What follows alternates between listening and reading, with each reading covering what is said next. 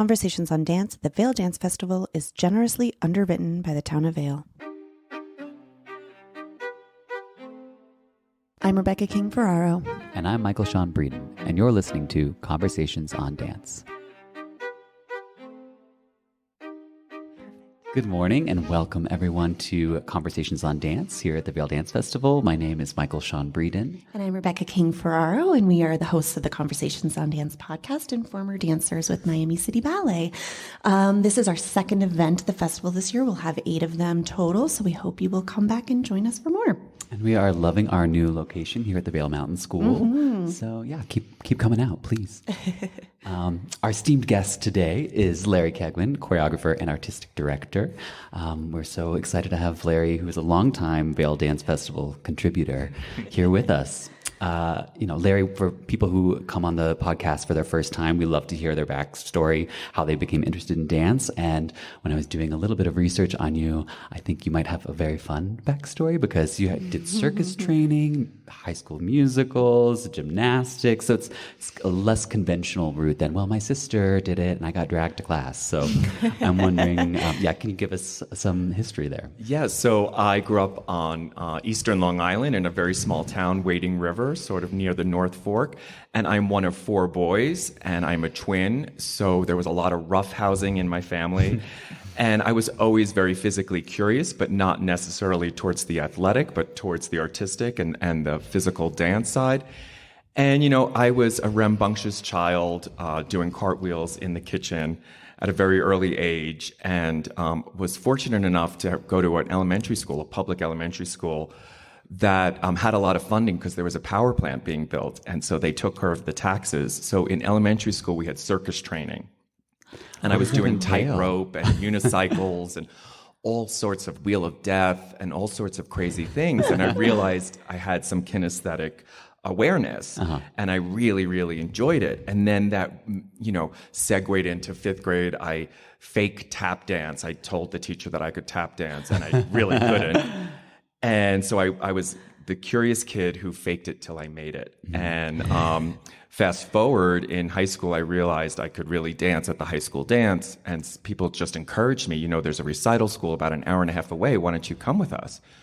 And then another classmate said, you can major in dance at college. And so light bulb went off. My parents were very supportive, and I went to Hofstra University for dance. And just prior to that, probably when I was around 16, Club MTV was a program on MTV, which was really popular. And I didn't have cable at the time, but I was at a friend's house, and I took down the audition notice. I played hooky from school and took the Long Island Railroad into Manhattan, and I auditioned and got the gig. So then I started filming about 15 episodes a season. And you would film 8 in one day and then 7 the next day. So you just danced all day long. And it was kind of my introduction into club life, into social dance, and into city life, of which I was still very much intimidated by. But after coming out of the closet and graduating from college, I just, made a beeline to the city. What did your parents think when they found out you played hooky at school and suddenly had a job? They were, I think, so busy just trying to make a living and, raising 4 boys. And so they were pretty unaware of it, but I think they were proud of me when I said I booked the gig. And so they allowed me to skip school a couple more times and go in. That's funny. I skipped school to go to TRL once, but I wasn't actually active in any way other than cheering for Mariah Carey. But these are much more impressive feat on your end. No, it was, it's really just club dancing, social dancing. I wish I could get those clips. I want to see what it looked and felt like. Yeah. I'm wondering too, when you're talking about you pretended that you were a tap dancer, that feels like the beginning of choreography. Interesting. Yeah. And I would say, and you're right, I think that when you're physically curious, you might be choreographically curious at the same time. Mm-hmm. And you might have a tendency to show off, right? Because we lean into the things that we're good at, whether it's mountain biking or skiing. We lean into those things and then we get better, right? And so that was sort of my trajectory, is that I was lucky enough to be introduced to dance and then be supported in dance. But what was your question? Oh, yes, I started choreographing and doing like gymnastic floor routines on the front lawn for passing cars. It's like a lemonade stand, but for choreography. Except I wasn't collecting money. It's a free show. So when did your dances start to take a more formal look to it? When did you maybe include others? Yeah, so in college, there are dance clubs, I studied modern contemporary dance in college with a BA degree, but, there's always the opportunity to choreograph. And I thought as a freshman with really very little physical knowledge in my body, I just said, oh yeah, I can choreograph. And I made some awful, trite duet that was just bad, and it didn't make the program. Fast forward that summer, I was lucky to go to the American Dance Festival and Bates Dance Festival back to back, and that's where I feel like my mind was expanded, and I was given the opportunity to learn craft and to see it in action. And so I went back to college as a sophomore, and my choreographic process just completely changed because I had exposure and I had many examples to pull from. And I made a work called 10th Floor, which was a response to one of my brothers was diagnosed schizophrenic at the same time and was on a mental ward on the 10th floor of Stony Brook Hospital. And I took a note that my mother wrote to all of us, and it was a text piece with a choral music background. And it was on the college circuit a hit. And then, once you have that confidence and the exposure and the experience of exploring your voice, it can just roll along from there. Was choreography always kind of what you were looking at? What was your initial vision for your dance career? And then how did these opportunities shift that for you? I feel like my interests were so varied. When I was going through college, I was dancing for an entertainment company. This is Long Island, New York metropolitan area, Nassau County. And there was a company called Shazam, which did really big parties, corporate parties, weddings, a lot of bar mitzvahs. And so on the weekend, I would dance 3 or 4 parties a weekend. And that was kind of my bread and butter gig. So that sort of was musical theater based. And then I obviously was being exposed to contemporary dance. I felt like that's what I needed to do after college. And I think a lot of colleges, unless you're in a conservatory that's gearing towards ballet, a lot of modern dance is born, bred, and fostered in the collegiate system. And so that was the mindset I was in, and all my peers wanted to go in. The day after I graduated, I auditioned for a company, David Rousseff Reality, which had a few performances at BAM, but was really hot in Europe at the time. And I booked the gig and started touring and juggling bar mitzvahs and modern dance. While you're dancing, how are you juggling your own choreography? How are you getting those opportunities and getting more experience? Yeah, and when students or eager students in particular always want to know the path, and my response is there is no path. You're unique, and it's going to be only authentic to you. And I would say I was warming up. I was dancing for Mark Dendy. I believe we were in Texas. Mark Dendy had a company downtown that was thriving at the time. And we were in a rock and roll show, like all rock music. And the stage crew was playing Bill Withers' Ain't No Sunshine When You're Gone. And I was just improvising. And Mark said, oh my God, Larry, that's fabulous. Why don't you make a solo to that? That night, it's probably 3 minutes long, I made that solo, and he liked it so much that he put it on our Joyce Theater program. And so now I had a solo on a New York stage, and coincidentally, it was performed in my underwear. So then it started getting booked in nightclubs. So then I met comics and burlesque dancers and, sword swallowers, and that launched into a program I did for a couple of years called Kegwin Cabaret, which was like basically maybe taking this circus mentality, nightlife. And I thought, modern dance needs to broaden its reach. Why not invite comics and burlesque and freak shows into it? Am I answering your question? No, it's great. Yeah. That's riffing. No, but it makes sense from your early days, having all those varied influences that you would want to continue that into your professional career. What were some early commissions that you feel like helped kind of get things snowballing, get the ball moving, and kind of establishing you had this Joyce performance, but from there that had to have spread. So yeah, you're keeping me on track. That's great. So the thing is, what I meant to say is that it was gradual. You make a solo, and this is what I try to tell younger students, is that you don't have to graduate, develop a nonprofit, and have a company, like maybe the building blocks. And so sort of the scaffolding was built by my choreographic interest on one body, then two bodies. Then I had a trio, then I had a quartet and a quintet. And by the time I had 5 dances with my friends, right, I put on a show at the Joyce Soho that was subsidized, I'm sure, because I didn't have a penny. And we had a show, and I just decided to name it Keigwin Company. And Gus Solomons Jr. was in the audience and wrote a tremendous review. And then NYU immediately called for a commission, as did the American Dance Festival. And I remember going to the American Dance Festival, and I had my big first commission, and the company premiered there. And I don't know what year that was, but close to 21 years ago, probably. Yeah. So you're talking about what you would tell students maybe that are interested in choreography. I think there's also maybe a feeling that if your first opportunity isn't a hit, like that's it. It's like you have to have those opportunities, right, to fail or to make something that maybe doesn't get those opportunities right away. So what would you tell people interested in choreography about that? About failing maybe the first time out. And just, I would say, well, I failed the first time out. I mean, we all know that the only way you improve is by making mistakes, so maybe I would say apply the lessons that we hear constantly in the studio as a performing artist. Try to apply those lessons as a choreographic artist, right? And no matter what, we're still artists. And that rule of, pick yourself up again, or the mistake will teach you something greater, I think is maybe what I'd share. Yeah.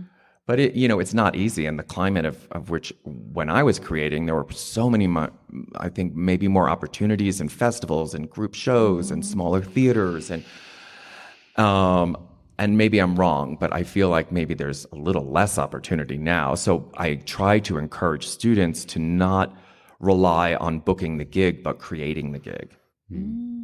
That's kind of what you did, right? Yeah. I mean, Keigwin Company, you named it Keigwin Company, and you got this great review. So some things did kind of fall into place, but from there must have been, a lot more work involved. Yeah. But like even dancers, I say, the person sitting next to you in the classroom might be the next creator, right? So you don't always want to put all your eggs into the, Justin Beck or Gleam, or like maybe your choreographic life or your dance life will be with your friend, right? So I guess another advice I always give is don't burn a bridge, and, foster all the relationships in your life. And also I think it's important to preach self-care, and so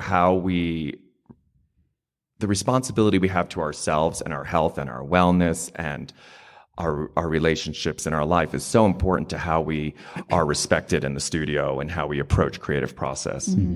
That's such a great point, because at some point they're thinking, we're all students right now and then we want to have careers, but then that generation will become the leaders in the field. And it is so important to foster those relationships. And just even like last night when Robert Garland was talking, saying like, here with Damien and Heather, it's like keeping those relationships alive. That's a great. Yeah, I mean, I look at the interns here, from the production interns to the back of house interns, and I'm like, they are the next leaders, whether they want to admit it or not. Totally. Yeah, we had a year where Claudia Schreier was doing a commission here, and Claudia had been an intern. And so you never know where exactly. I mean, that might not have been the path that she expected either. But keep those connections tight. It's great advice, I think. So I wondered, were you always thinking that you wanted to build a company? No, it just so organic. And then what was the next steps from there to and formalize? I think, was I always thinking? Maybe, because everybody at the time had a company and it was their name, right? And it was Dance Like Me, and so that does exist. And I think that does exist for ego purposes too. Like there's a model of success there perhaps. But I wasn't always thinking about it. Yeah. Yeah. Yeah. What were some of the benefits? Once you started to get commissions with other companies, you're working with dancers, or if you come to Vail and you have people that you've never worked with before, and it's make a ballet in 5 minutes. What are some of the benefits of it just having your own people around all the time? So early on, I was dancing in all the work. So there's that benefit of all the vocabulary coming from either my bodies or my friends' bodies. But, having a company and having a company of dancers that you are very familiar with, you can all lean into the same vision pretty quickly and efficiently. And then it's that success of building work that feels so comfortable that allows others to see your authenticity. And that's how you book the other commissions, or you gain interest. So a company of dancers really support your vision, and there's a great level of trust in the studio. Right. Yeah. Let's talk about your choreographic process. When you come into the studio, are you coming in with a very specific vision? Do you have phrases prepared, or is it really just something that's happening in the studio with the dancers in front of you? I try to think of myself as a dancer in the studio when I'm choreographing. And I think you have to come in prepared and be ready to throw it all out and be ready to change direction, but always some phrase material, because a dancer doesn't want to always make it all up. I think they can quickly become resentful if they feel like they are creating everything. Can confirm. Can confirm. But I really do like dancers to get creative. But before I give them creative assignments or improvisational games, I want to build that trust and at least show them that I do have my little shtick together. Right. And so it's a very collaborative process. I try to come in every day with some phrases that I want to teach, some phrases that I want to excavate out of them. Like I'll say, cross the stage and I'm going to give you sharp, sharp, smooth, sharp, sharp, sharp, smooth, sharp. I'll see who's kind of physically creative and curious, and then I'll let them sort of coach more material, or I'll play a game called Tetris in which we all, 5 people kind of advance forward with the energy and ambition of getting into a closing subway door. And then we'll build that as a pedestrian exercise, and then I'll tinker with it and say, now hold this person, push that person, lift this person. And so there's a lot of game playing and a lot of borrowing all these compositional games from all the choreographers that I worked with. I feel like one of the advantages of being a freelance dancer, and for the most part, almost a freelance choreographer, is that I've had the opportunity of tasting so many different creative process, because I wasn't exclusive to one process. So I borrow from all the people I've ever worked with. Right. Yeah. So it's so interesting. I love hearing about this side of things because, oftentimes in a classical ballet company, we eschew those types of improvisational games or workshopping things, and for you to get into it a little bit more like that, it feels like a different language almost. And as ballet dancers, that would freak us out. So I will be honest with you. My first ballet commission was the Royal New Zealand Ballet, and Ethan Stiefel was director at the time. And he said, Larry, just come down. I was so nervous. One, obviously I'd never been on point. I don't know how to choreograph on point. Little did I realize it's just a releve extended upwards, and in a way, I'm sure it's more than that. No. But, and I remember the first day of rehearsal being uber jet lagged, and I had my assistant with me, and I said, what am I gonna, I have these phrases, but I really want to exercise my own creative process. And then I said, yeah, that's what I'm going to do. Dancers are dancers. I'm going to exercise my process, whether it's tap dancers or figure skaters, which I've never worked with, so why am I bringing that up? We're putting it out there in the universe, that's why. Or ballet dancers. And then I realized, and I trusted that, my process is playful, my demeanor is pretty easy in the studio, and I just had to get the trust and people let go of their guard and show them that I'm prepared, but I also want you to play. That's so fun. I bet in the end they ended up having fun with it. Oh my God. And then I got into trouble because, I'd never worked with a big ballet company before, but I decided that I was going to costume this dance. It was called Final Dress, and I wanted to costume it at a thrift store. So I totally ignored the wardrobe department. I ended rehearsal early and I grabbed 25 dancers and I said, we're going to go thrift shopping. Oh my gosh. And we bought thrift dresses and came back to the studio the next day in a meeting. Well but that's like, I feel like, their prime objective is probably not to overspend. So you were being budget friendly. Yeah, I was being very budget friendly.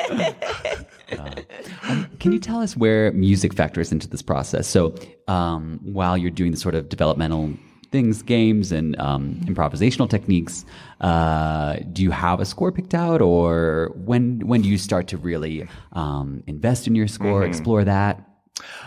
Great question. And I've certainly been asked it before. And I think it's very random.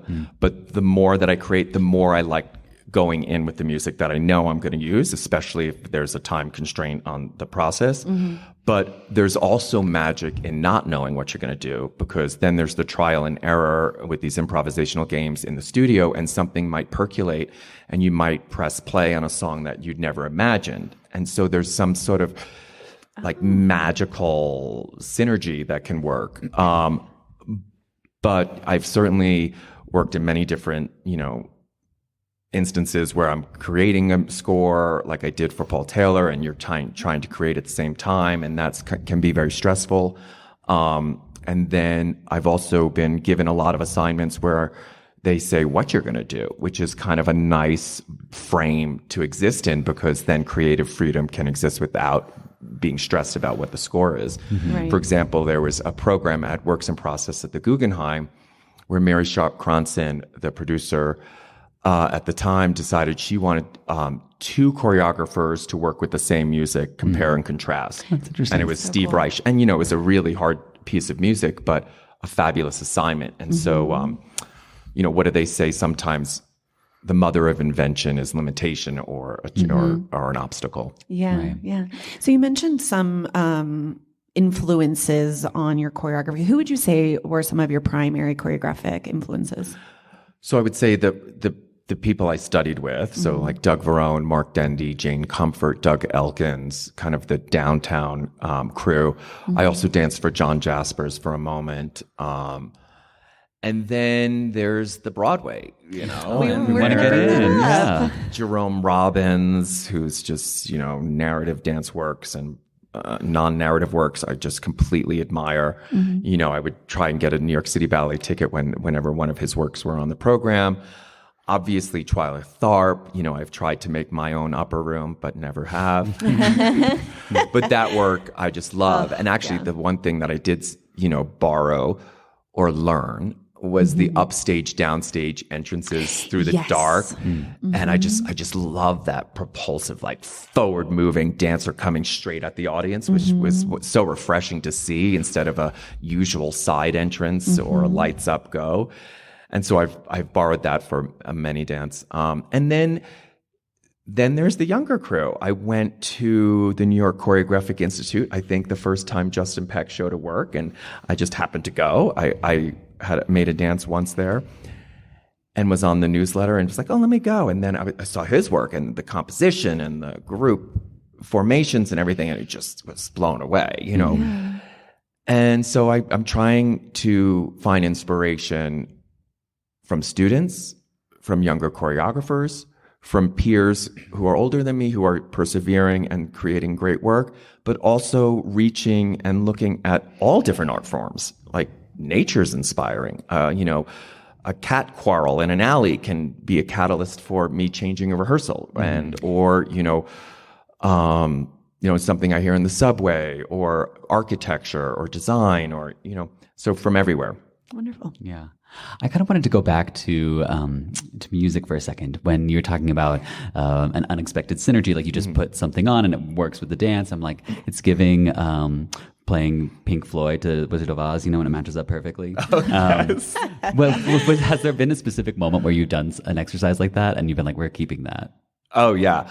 I feel a lot of creative freedom when I'm working in college commissions.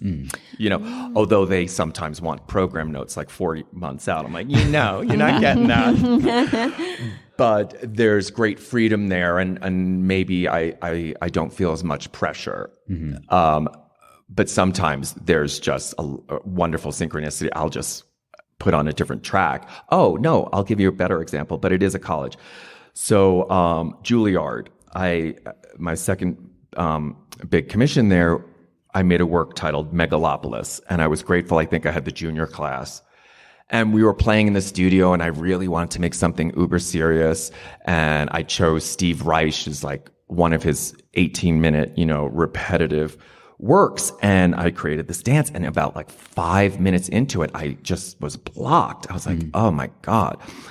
So one of the dancers said, well, let's try another piece of music. And so we put MIA on, which was very, a drastic shift from Steve Reich. And so, but it worked. And so we used both pieces. And in just the middle, I would do a hard cut to MIA for about 3 minutes and then hard cut back to Steve Reich. How funny. The students kind of edited that for me. I lean on them. Not only, they're the dancers in the know. So I usually say, what's comfortable on the inside? Because I'm no longer on the inside of a dance. So sometimes they might have instincts that are sharper than mine. And they have instincts in costume, in lighting, in music.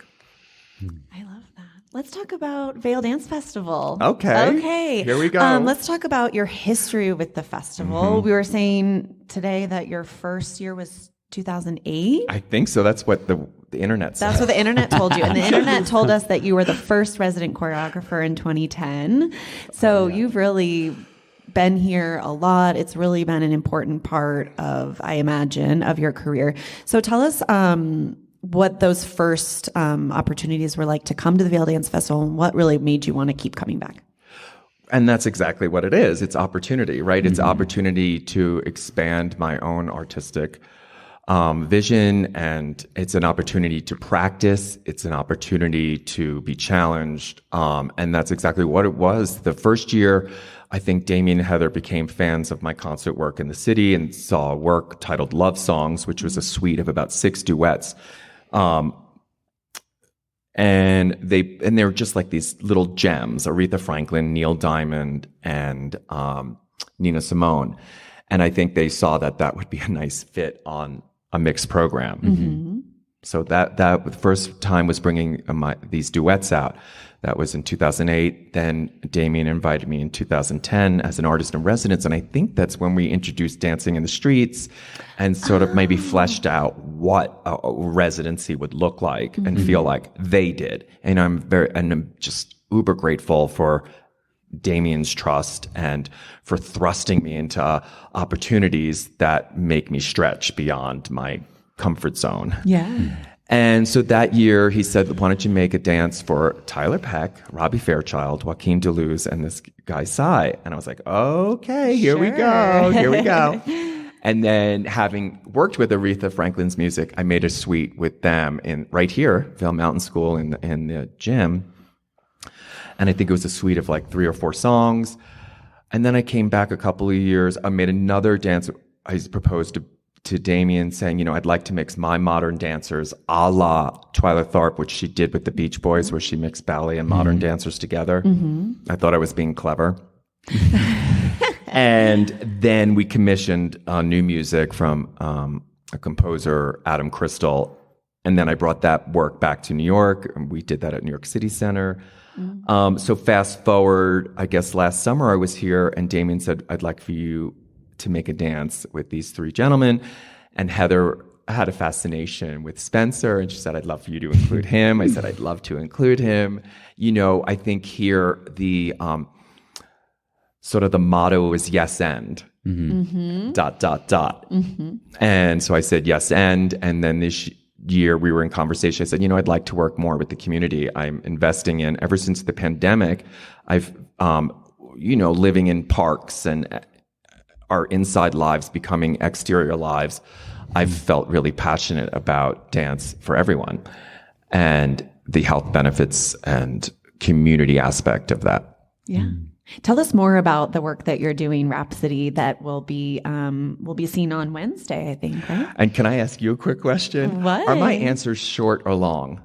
They're perfect. They're perfect, honestly. They're perfect. Yeah. This is what we're here for. We like Sometimes you have no perspective. No. It's perfect. We have plenty of perspective over here. Yeah, and you're doing great. All right, so I'm here for, I think, a total of 12 nights. We were here before everybody else. We were here before Damien, and and Heather, and we were the first arrivals, it felt like, and we've been working in a sort of conference room and accumulating this community. We started out with 1 or 2 community players, then 6, and we're currently up to 25 from the age, I would say, of 70 to 70, and just snowballing. It's a work that's obviously inspired by the music. And it feels very ritualistic, and there's just one moment that brings me so much joy. I'm dancing in it, Yay! Sort of, so that people can also follow along.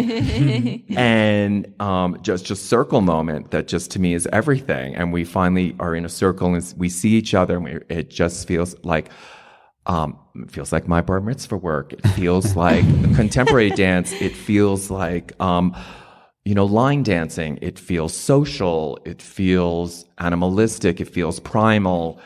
It feels joyful. Fun.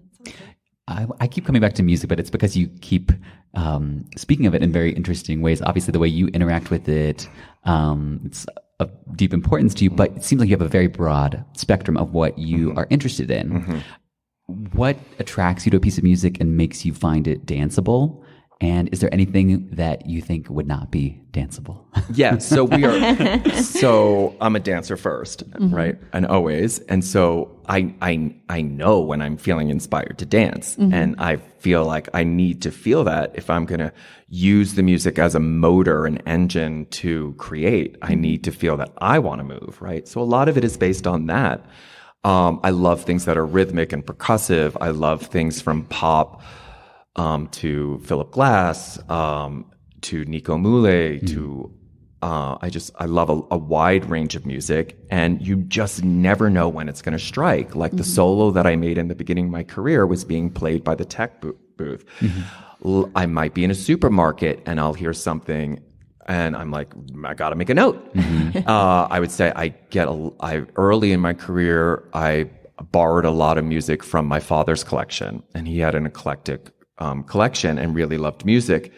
And then, now a lot of my influence comes from my husband's playlist. He's 10 years older than me and has, more of a playlist from the 70s and 80s. And I've been using that. So I think it really can come from the students. Like I said, with Juilliard, MIA, I think it has to have a pulse. It has to ignite inspiration. And the other players in the room also have to enjoy it for the most part. Yeah. What was the MIA track that you used? Oh, God. I may have used 2 tracks. I don't even know. Please tell me one was Bad Girls. No, I don't think so. It was off of it was a popular album. You're looking for inspiration. Yeah. I'll make you a playlist. And I'm going to plant a seed. I think. Well, actually, New Zealand Ballet brought me back, and they learned Megalopolis, but that's the only ballet company that's done it. But it's probably been licensed, at like 6 or 7 different schools, because it's a big cast, it's energetic, and it would look great here at Vail. I'm just going to plug that. Okay. Yeah, why not? Yeah. You mentioned that at least one of your pieces had another life in New York. Or have there been other pieces that have been made here at Vail Dance Festival that have gone on, or maybe things that maybe influenced work later on that you did elsewhere? I'm definitely inspired when I'm here. I remember last year seeing, a lot of great work on the new programs. I think Kyle Abraham made a spectacular work. Mike Matthew Neenan. Sorry about that, Matthew. I hope you're not listening. But he really did make a gorgeous work. I think maybe that was on Ballet X. No, Aspen Santa Fe. I'm really mixing it up. Let's get back to the answer. Everyone's great. We love everyone. Yeah, everyone is great. I can't recall if there was an exact work I made here. Oh no, well, Rock Steady, the original work played at the Guggenheim, I think. Canvas that I made here. Warm Up, which I made here last year for the 3, has not been seen in New York, I don't think. Some of the phrases have been. Sometimes I borrow from myself. Well, sure. But it's going again this festival, right? Yeah. We were just talking about this before the interview that, Damien loves a little surprise here and there. So your ballet is being has a revival this year. It's the same three dancers, is correct? Yes, I believe so. This is all new news to me, but I'm grateful for it. I love revisiting work as both an audience member and a choreographer, although I'm not the choreographer that really changes the work when I revisit it. I try and keep it in its original form. And then I let the dancers, if there's a new cast, they can bring new life to it. But I think that's another huge other topic. Like some people wish that they could change the costumes of Martha Graham's Appalachian Spring or contemporize things. But there's something I like about an opening night where the dance is frozen, and the dancers then can breathe new life into it. It's like a moment in time, like where you were in that time. Yep. So I wonder then what the revival process is looking like for you. Is it all in your mind? Are you remembering all of it? Are you watching videos? How are we bringing it back? For this trio? For this, yeah. Honestly, I learned about it yesterday. So we don't know yet. I don't even know where the video is. Get back to us. Get back to us. I'm going to put the onus is on the dancers. They should remember it. Yeah. and lucky, everyone has a video of it. Right. But I wanted to go back to something, if you don't mind me, just free associating for a second. So the community project, it's always been a thread in my work, while I'm building commissions or concert work. About maybe 18 years ago, I had the idea, not original, to use Ravel's Bolero. But I think what was original about the idea was that I wanted to make it about New York City. And so a light bulb went off. If I'm going to make it about New York City, then I should include real New Yorkers. So we cast 40 New Yorkers based on the census report of the city.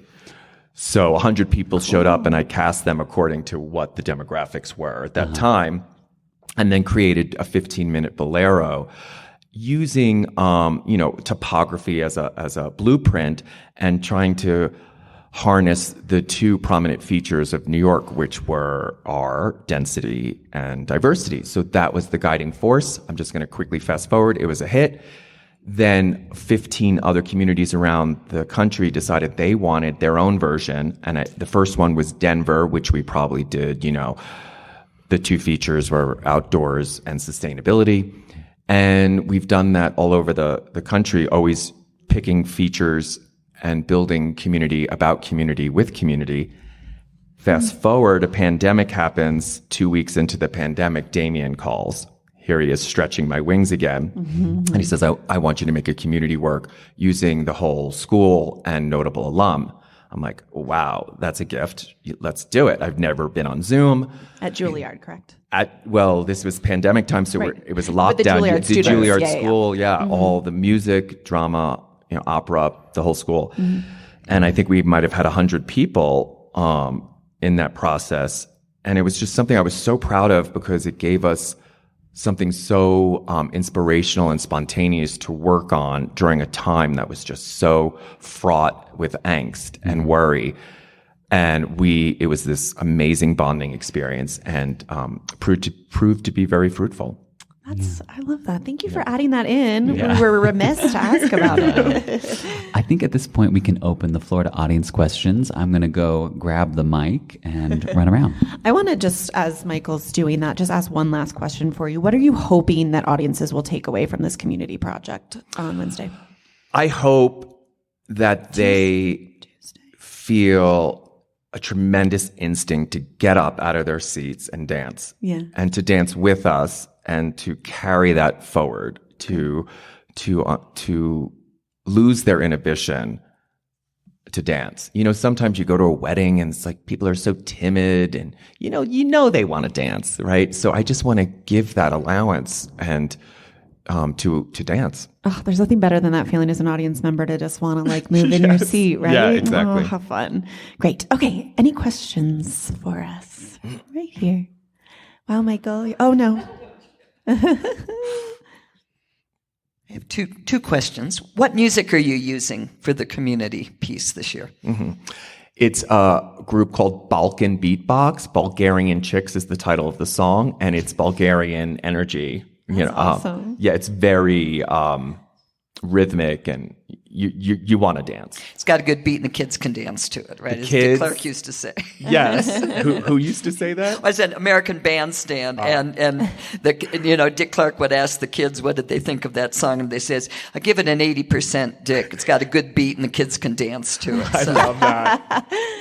So the other one, I saw Water for Elephants on Broadway, which of course incorporated acrobatics with traditional Broadway dance, and you may have wished you had that commission, but I'm wondering if, because of your gymnastics background, if you've seen that show and if you've given any thought to incorporating more gymnastics routines into some of your works. Yeah, I mean, I would say that I'm 52 now, so I don't want to do a flip, right?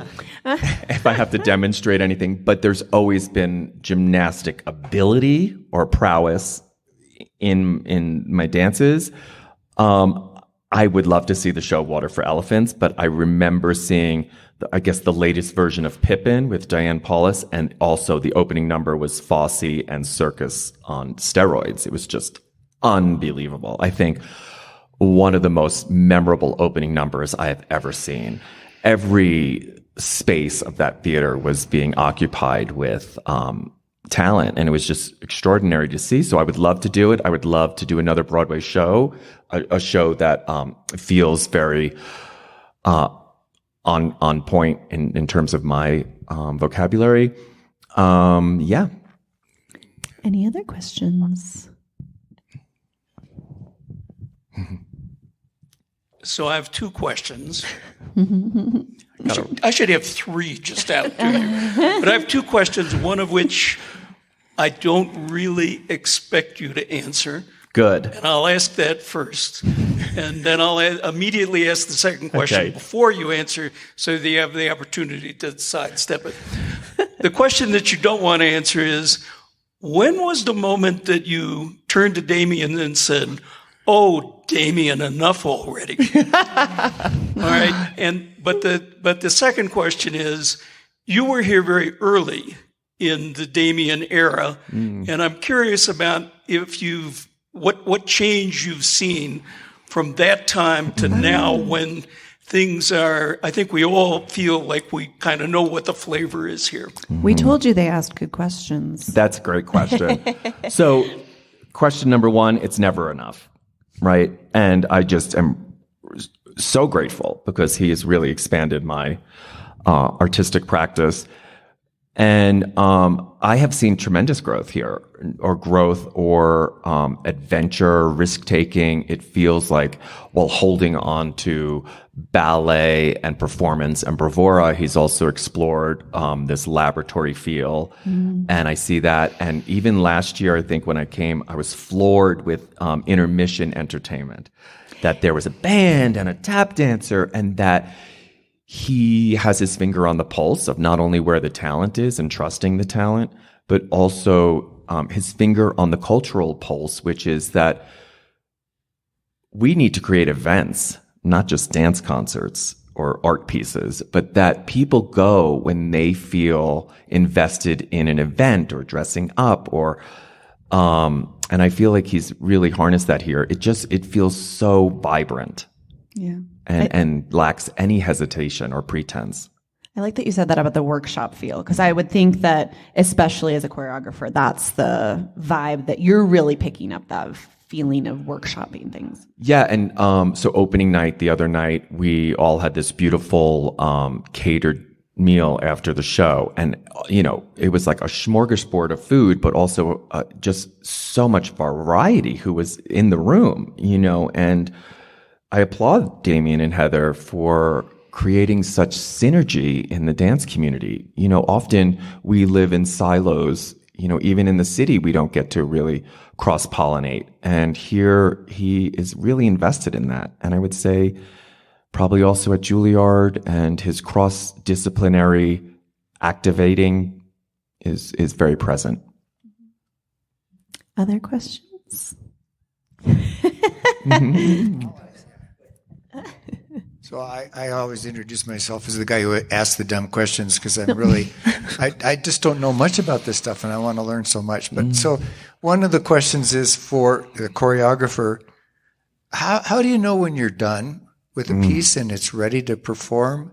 You know, and you hear stories about Balanchine going back and back and back and revisiting things and changing things around. And I remember one time when he were talking about Aegon and how for Aegon he did something the last night before with it, like 2 hours before, changed this thing.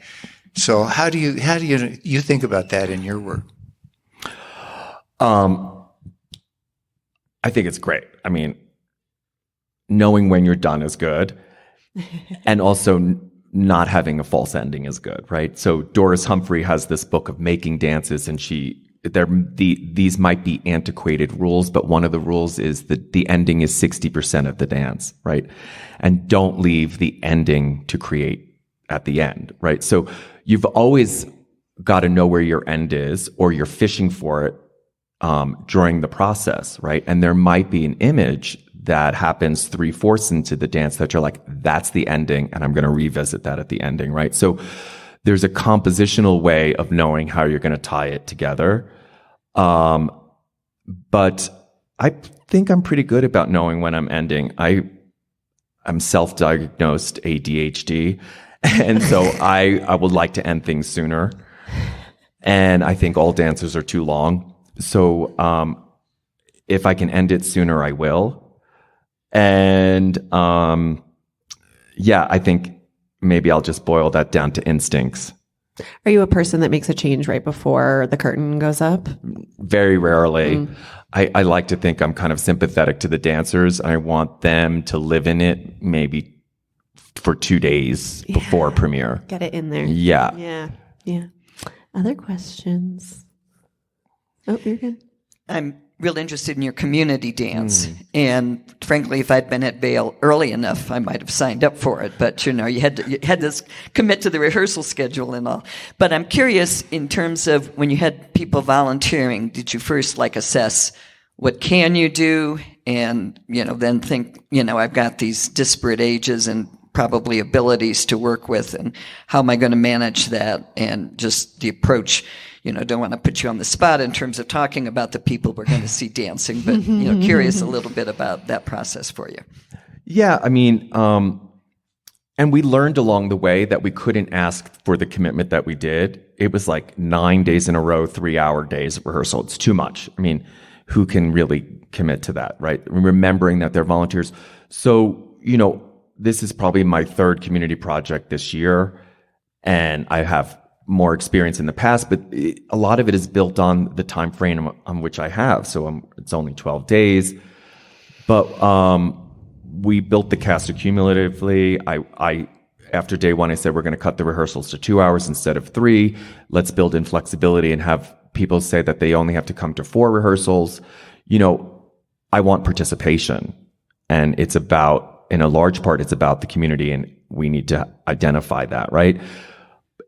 In the studio, I have little diagnostic testing, right?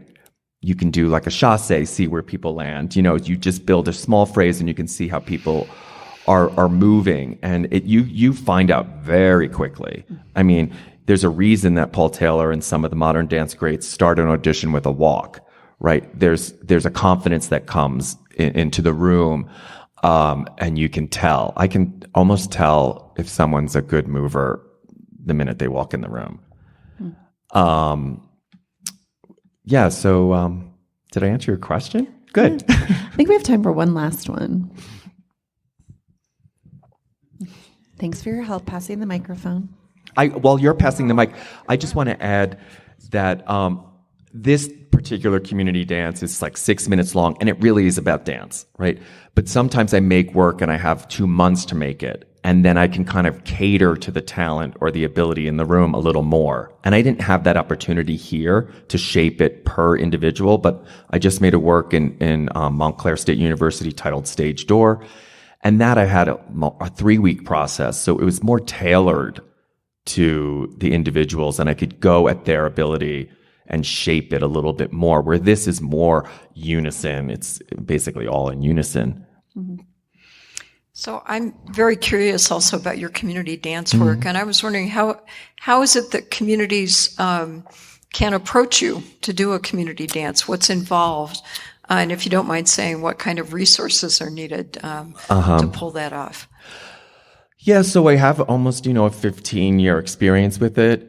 And I think the first way is a call. I have a website. I have a producing manager, Andrea Ludico, who is just the greatest gift as a collaborator between the creative process and the community and the presenter. She works magic and really enjoys it, I think.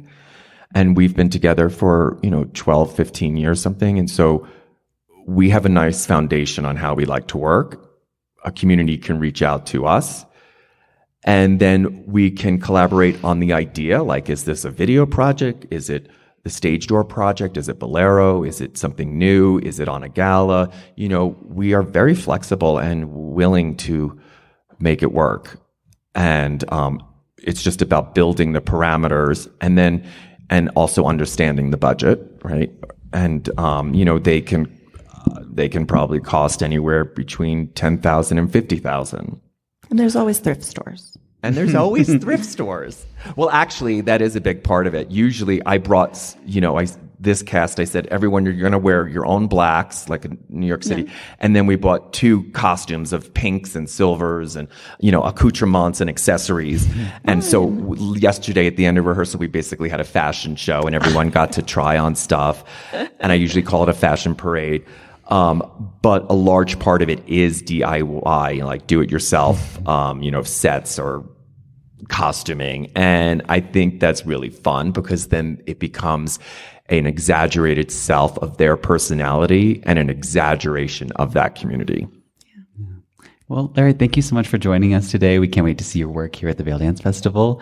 And we hope to be seated here once again with you in future festivals. Yeah. Thank you so much. Thanks for having me. Thank you. Thanks, everyone, for coming out.